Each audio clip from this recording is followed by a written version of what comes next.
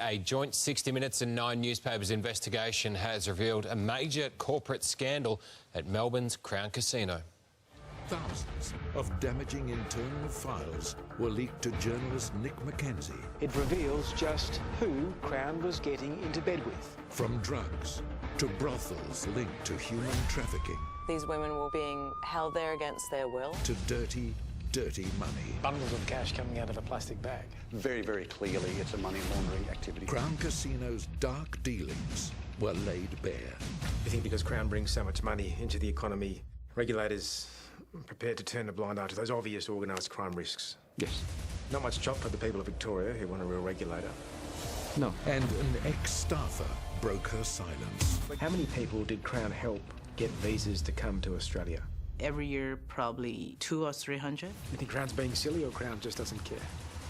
I think it doesn't care. Well, the leading journalist behind that investigation, Nick Mackenzie, joins us live now from Melbourne. Nick, great to have you with us and well done on this report. Take us through the crux of what this is all about, because a lot of people would say, well, high rollers being lured to casinos, what's new? But there's a darker angle to this. Absolutely. What we've been able to do is really open the bonnet and see how Crown Casino, Crown Resorts is doing its business.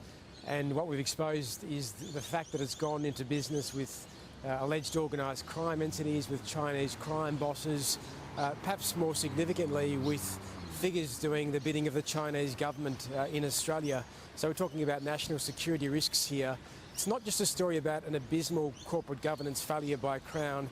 It's a story about a failure of state governments, state casino regulators, and ultimately the federal government must take stock here to say, well, its job is to protect our borders. Has it been dropping the ball here as well? Crown obviously is the target of this, but in particular they're set up there at the casino in Melbourne. Well, what is it about the Melbourne angle here that makes it, I guess, more compromised?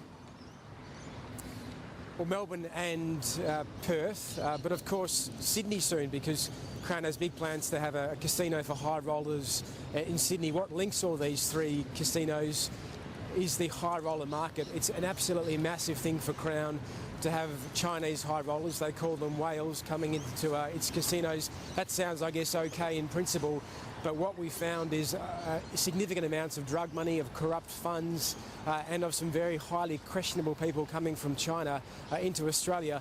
If you do want to come to Australia to do the wrong thing, it's a great way to come in and say, well, I'm a high roller, I'm here simply to gamble. The real question that's flowing from our story is what else are people doing? And some of the evidence we found, one key Crown business partner here in Melbourne, he was deeply involved in this high roller operation. He was being paid tens of millions of dollars by Crown. He's simultaneously involved in Chinese Communist Party interference or influence work here in Melbourne, which is of grave concern and of great interest to our security agencies. Yeah, I guess now the attention turns to the fallout. What do you think could happen and what do you think should happen?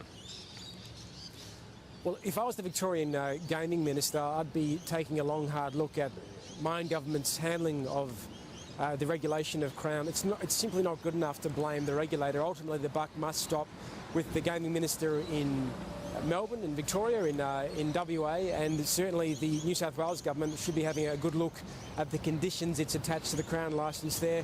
But ultimately, it's the federal government that's responsible for our border security, our national security.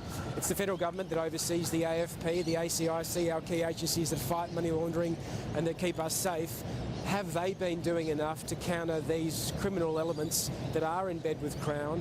I think the answer to that, it's very much an open question at least.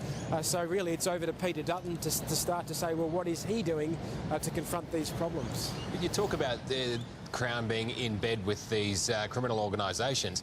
The government, in essence, is in bed with Crown as well to a certain extent because they get so much money from them. I mean, they're a bit compromised here being able to police it all, aren't they? Absolutely. I think what we've seen is state governments that are addicted to the revenue from Crown and have set up regulators that, I mean, the Victorian regulator, I think, really I don't want to call it a joke, but how can it call itself a regulator if this sort of behaviour has been going on under its watch? A significant failing there. But ultimately it's our policing agencies as well that have responsibility. Crown is somewhat justified in saying, well, we're not a police force. We need to be told when the people we're doing business with are criminals. So there's lots of shared blame here, and ultimately you do need government at a federal and state level to step in and take charge of the situation. And just quickly, I mean, did you get a lot of pushback from Crown, and was there an effort from them to basically shut this story down? Well, we were very careful about what we told Crown in respect to the information we had got. We've been given many thousands of documents from inside the Crown High Roller operation.